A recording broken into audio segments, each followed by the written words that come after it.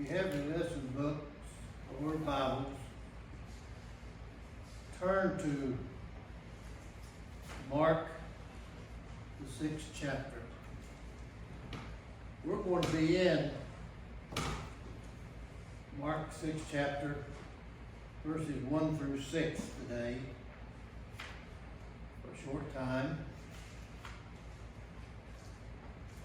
And the title of our lesson today is The Wisdom of Jesus.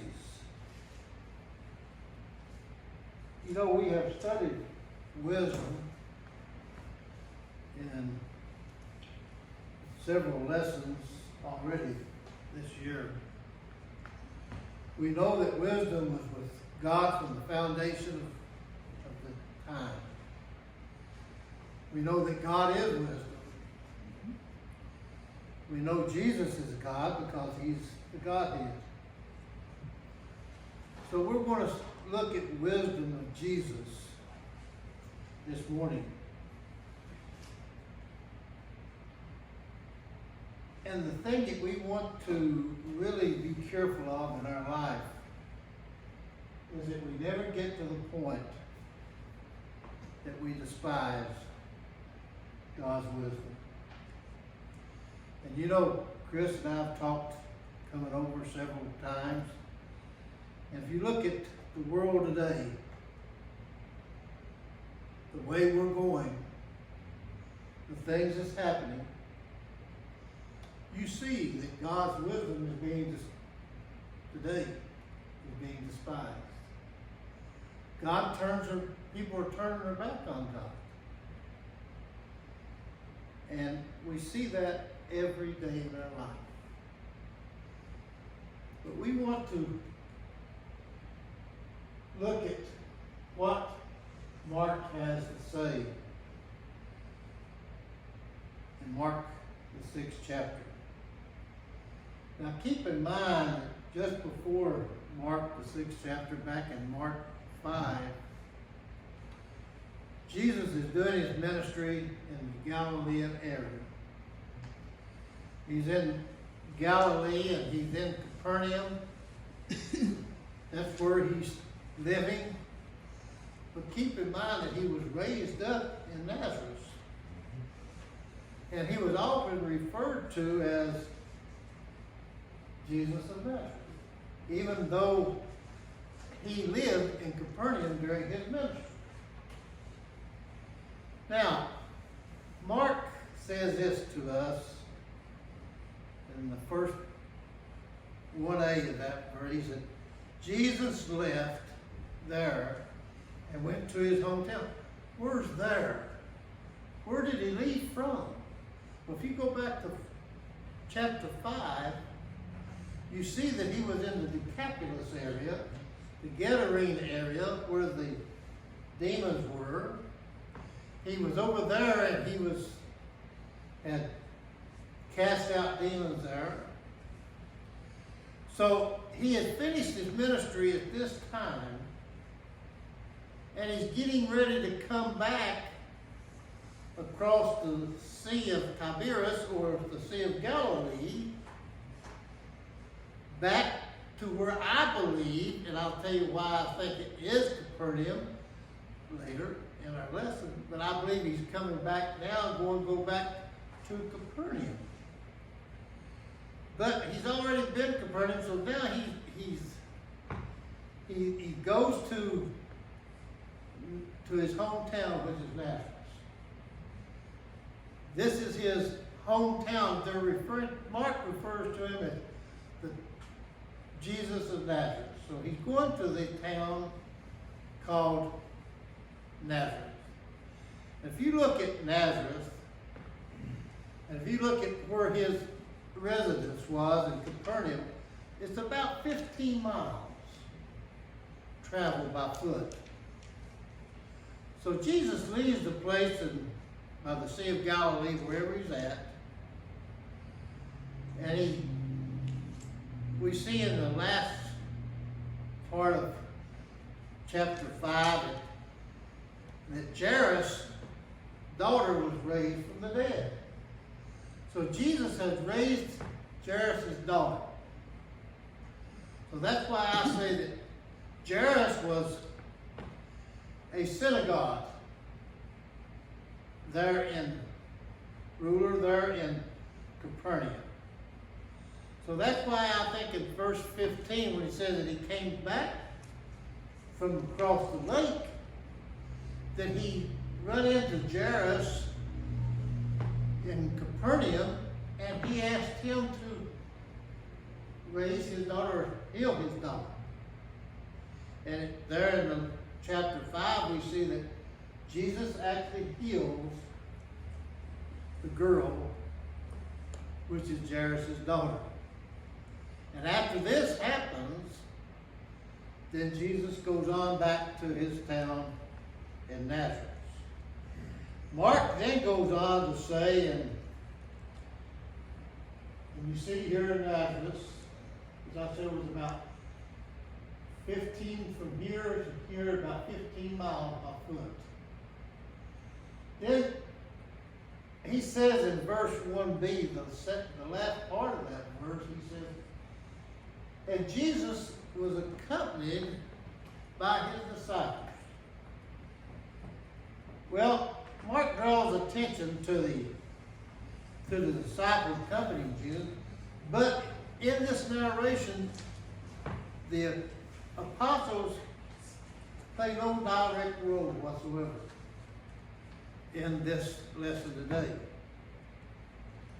Perhaps they will see a connection, though, when Jesus later warned them about the sheep and the goats in his parable.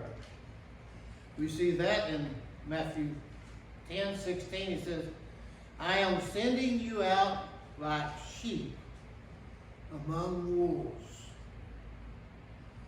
Therefore, be, and notice the 4 things that Jesus talks to them about. He said, be shrewd as snakes. You know snakes are pretty shrewd, aren't they? We remember we encountered one where back in Genesis, the serpent, the Genesis writer says he was what? Shrewd? Well, Jesus tells his disciples, when I send you out, I'm going to send you out 2 by 2. But be on the lookout. Therefore be shrewd as snakes and as innocent as doves. So Jesus uses 4 animals or reptiles in this narrative to his disciples to show them the problems they're going to have. He said, I'm going to send you out like sheep. You're going to be innocent. But you're going to go out into a world that's going to be like wolves. That's going to claw you, going to kill you, going to come after you, punish you. But he said, when you go, always be like a snake, be shrewd. And also be innocent in all that you do as doves. Jesus then, while he's telling his disciples this, then Mark goes ahead then in the next verse, in verse 2a, he says this. And we see here are the disciples in our lesson. You know, Jesus in chapter 5 and chapter 4, Jesus goes up on the mountain and he calls 12 men to be with him. And he appoints them as his apostles. These apostles, Peter, James, John, Andrew, Bartholomew, James the Lesser or Younger, Judas, Jude, Matthew or Levi, Philip, Simon the Zealot, and Thomas. Now what I want to do this morning is I want to give a little bit of difference between the 2 characters of 2 different people. I want to look at a young man, his life, as portrayed by the world today, and that of Jesus when he was ministering. There's no doubt that LeBron James, if you ever heard of that name, one of the greatest basketball players of all time. He went to school at St. Vincent, St. Mary's High School in Akron, Ohio. When he became rich and famous, he is very rich today and very famous. As one of the all-time greatest professional basketball players, James wanted to give back to his hometown. Jesus wanted to give back to his hometown, didn't he? In addition to being active in several nonprofit organizations, James created the LeBron James Family Foundation based in Akron. In 2015, James announced a partnership with the University of Akron to provide scholarship for as many as 2,300 children beginning next year. In November 2017, the Akron School Board approved I Promise School, a public elementary school created in partnership with LeBron James Family Foundation to help struggling elementary school students.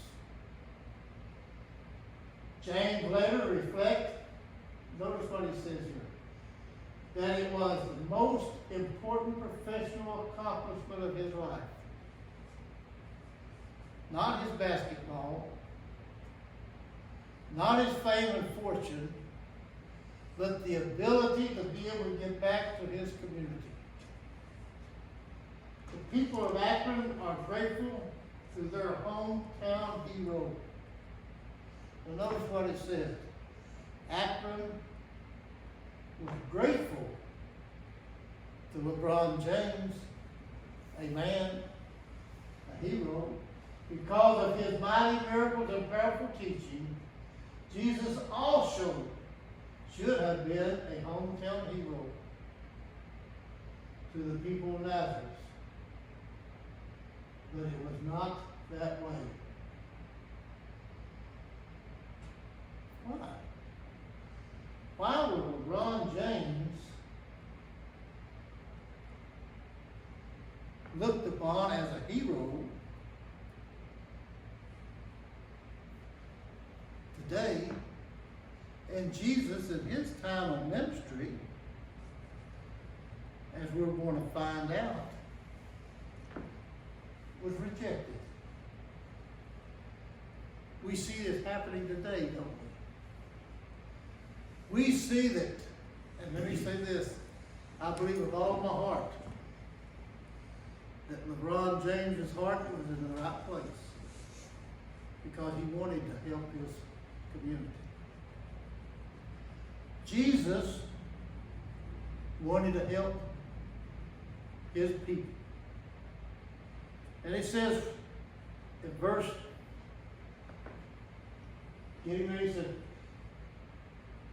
we look at what preparations might a Christian make to ensure that interaction with hometown folks in our hometown have the best chances of being taken in a positive way. What can we do? LeBron James did what? He gave back to his community, didn't he? Jesus tried to, they wouldn't accept it. Then we see in verse 2a, when the Sabbath came. Now, it's interesting here, and let me give a little bit of background. The Sabbath is a key observance for the people of Israel. But the Sabbath, to meet on the Sabbath, was never part of the law, or it was never established in the law of Moses. If you go back and you study, after the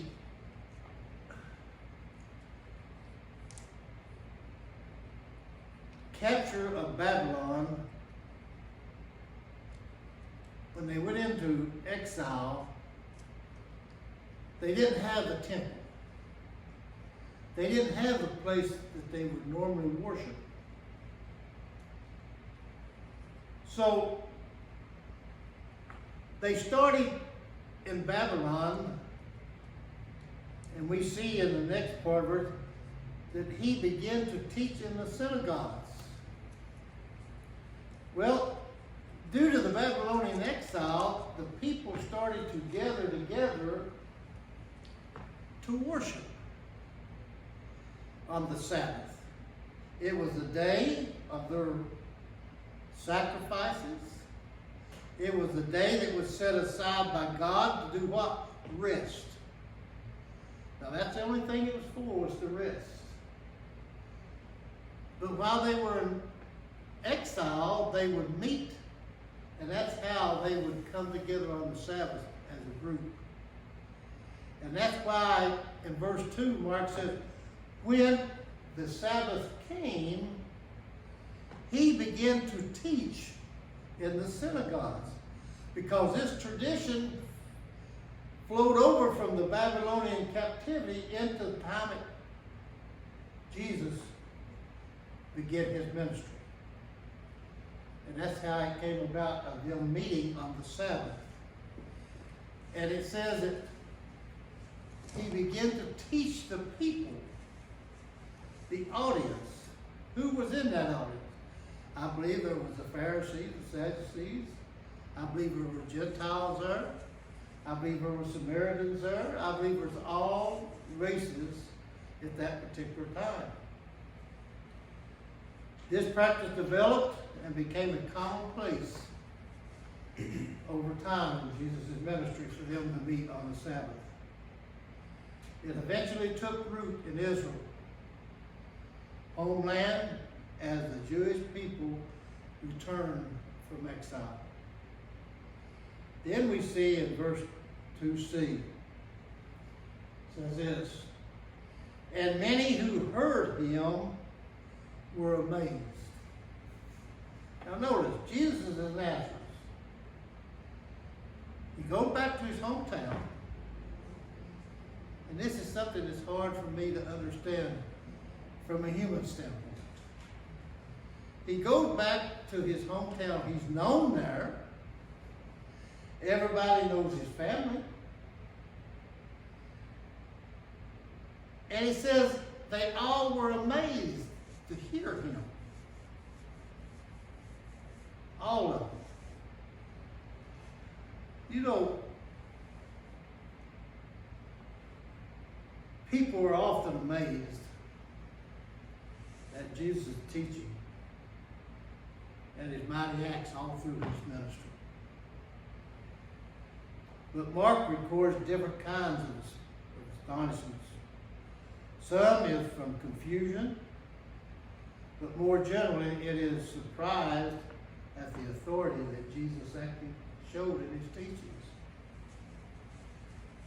Mark 1:22 says this, the people were amazed at his teaching because he taught them as one who had authority, one who was sent to have the authority, not as the teachers of the law. Notice that one verse, that the people were amazed because they thought that his teaching came from being authorized through his authority, even above and beyond those who was teaching the law at that time, the scribes and the Pharisees. That incident resulted in faith that God was doing the great things through Jesus Christ. Mark says that when he stood up to teach, and we all know there's no greater teacher of any kind than Jesus Christ was. Yes, he taught things that even I today have trouble with understanding.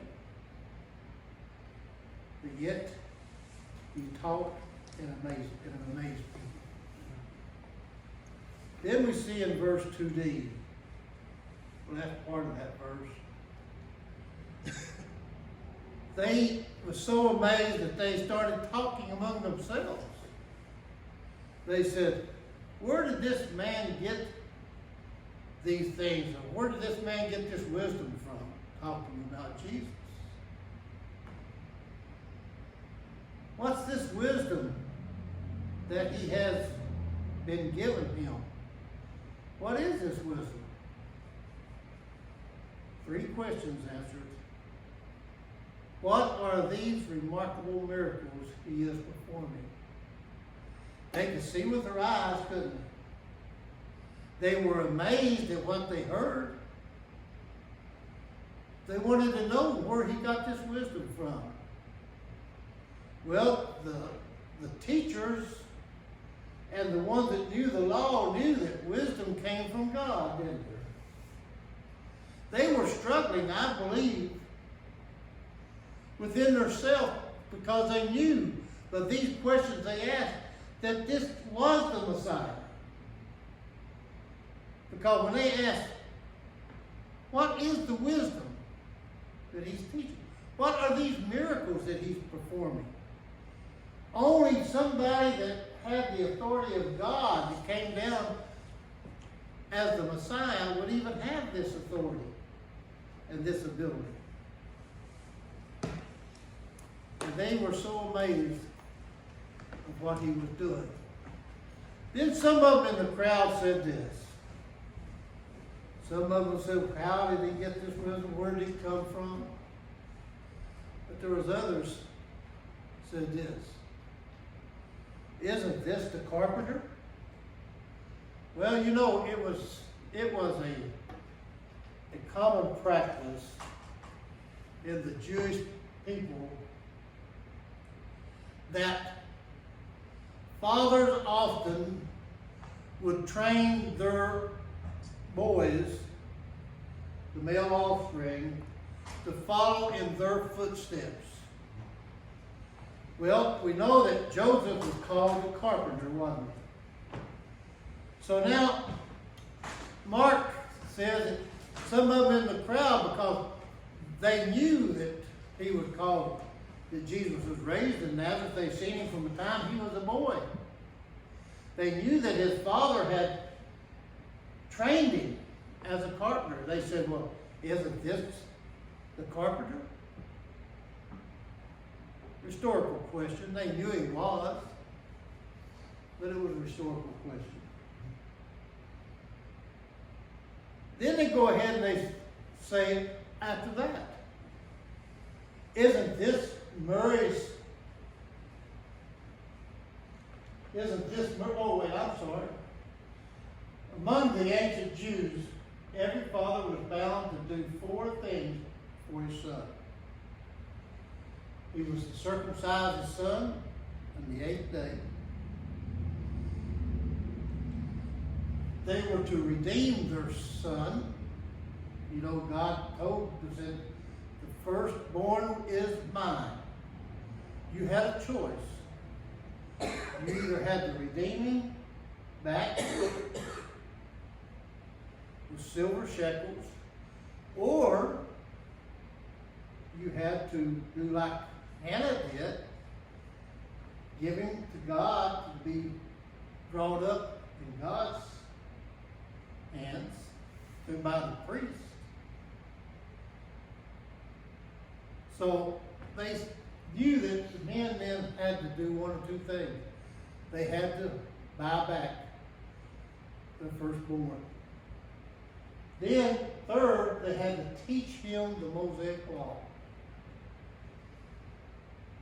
You know, last week we said it. When Mary and Joseph left and went back to Nazareth, they got a one-day journey and they realized that Jesus wasn't with them. He was 12 years old. And he was what? In the temple, talking and teaching and learning from the elders. Well, at 13, according to the history, that's when they go through Mizpah, which is to become a man. But the father's responsibility was to teach him the law. Notice one thing here, and I noticed it in my lesson. After a child is born, under the Jewish customs, after a child was born, it was the responsibility of only the mother to take care of that child and to wean that child. After that child was weaned, it became the father's responsibility from our own.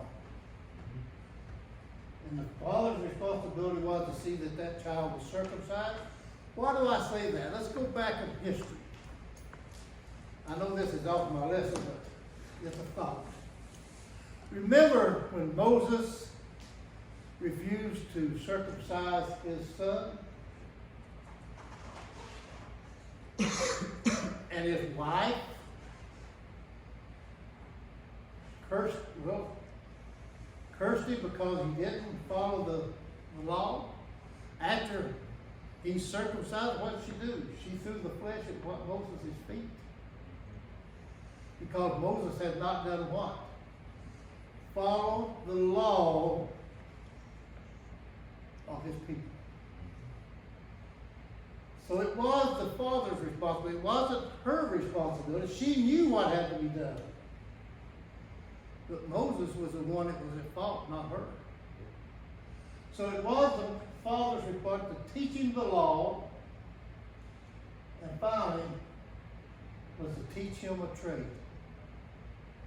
These are the four things that a father's responsibility was to his son, a Jewish son. And that was to circumcise him, to redeem him back, teach him the law, and also to teach him a trade. Then we see in verse 3b, Mark says this, that some of them in the crowd that was there said, well, he's a carpenter. The other said, isn't this Mary's son? Notice they didn't say Joseph's son, did they? I think the Spirit, God's Spirit, endowed. And I think there's one thing was this, and I'll give you another reason. When they said, isn't this Mary's son? I think the Holy Spirit had a part to do in that. But I also believe on the other side of that is that Joseph had been passed on at this time. Joseph no longer lived. She was a widow. Mary was at this time. So instead of them saying, is this Joseph's son, I think Mark is giving us an inside look here that when they said, isn't this Mary's son, they're letting us know also that Joseph wasn't around at the time. And acknowledging the fact that she was a sole parent at this particular time. Isn't this Mary's son? The skeptics knew right off the bat, another historical question. They knew right off the bat that it was her son. Because they seen him raised up from the time he was a baby. Then we see in verse 3c, and they go ahead a little bit farther, some of them says this. And not only is he the Mary's son, but and the brother of James, Joseph, Judas, Simeon, are his sisters here with us also? Well, you know, there's two views that theologians have on this particular verse. Some believe that these were half-brothers that were born to Joseph by another marriage. There's others of us, and I'm one of those, that believe that these were children of Mary and Joseph after Jesus was born. You have some people out there that teach us, and I'm just throwing this out as history. Some teach that Mary never, ever was with a man in her whole life. That after Jesus was born, she still stayed a virgin. There's one religious group that teaches that. I don't believe that. I believe that these are the children of Joseph and Mary. And I believe these are the half brothers and sisters of Jesus. Then we see in verse 3d. Now this is where the rubber touches the road, the old saying is. After all of this back and forth with each other, they finally come to one conclusion. I don't like what I see. I don't like what I hear. I'm not going to accept it. Does that sell for me today? And he says, and they took offense of him. They took offense because, now notice what they did. It didn't say like LeBron James that they was thankful for what he did. All of this that Jesus did here in Nazareth, and all through Capernaum, after he went healed Jairus' daughter and everything, he's here right among his own family. And all this, that they even admitted in here that he did miracles. He had wisdom beyond other people. But yet, they couldn't see no good in that, could they? They wanted to be angry. They wanted to be stubborn, stiff-necked. Jesus said they were.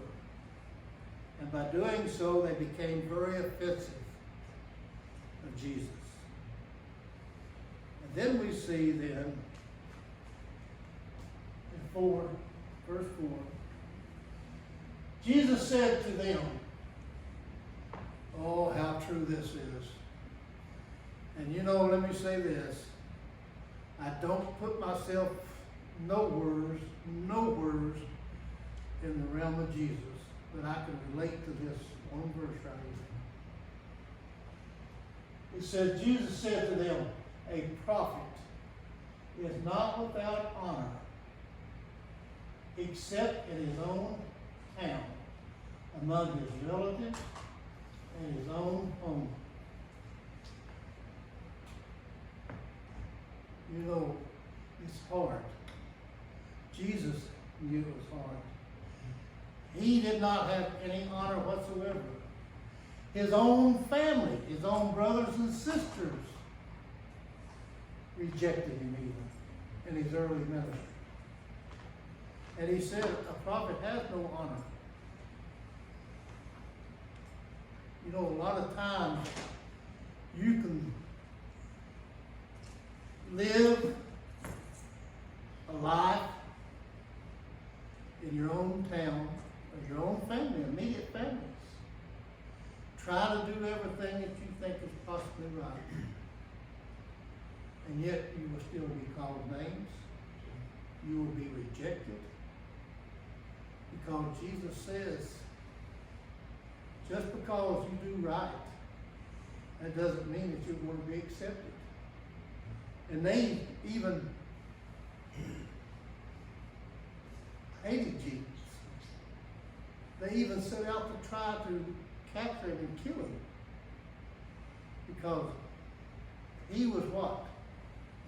It wasn't because I believe, and I'm just paraphrasing, I don't believe it was because that they didn't think that he was the Messiah, but they knew if they accepted he was the Messiah and outwardly said that he was the Messiah and practiced that he was the Messiah, that they would lose all of their honor from the Romans at the time. Then he goes ahead, then it says in verse 4, after verse 4, he says in verse 5, he could not do any miracles there. Now let me phrase that, let me stop right there. It wasn't that Jesus was not able to do miracles. It was that Jesus didn't want to do miracles, and we're going to find out why. Except lay his hands on a few sick people and heal them. Now, faith, the lack of faith in Nazareth, was the reason that Jesus decided not to do miracles. They were already had their minds set. They already was so set on the fact that he wasn't who he said he was, that he was blaspheming. They didn't accept him, but the ones that he did heal for the sick, I believe personally, those individuals had the faith for him to do what he did. But to do miraculous miracles in front of the crowds, it was because of his help. And he did not do any miracles. In Matthew 13:58 says this. And he did not do many miracles there because of their lack of faith. Matthew tells us this in his account. So it wasn't that Christ didn't have the ability. It's just that he didn't want to do it because of their faith, because they'd already turned against him. And then we see in verse 6a, he was amazed at their lack of faith. Even Jesus himself couldn't understand. Then Jesus went around teaching from village to village. He leaves Nazareth because Nazareth is not accepting him. They're rejecting him. And he goes on from village to village teaching.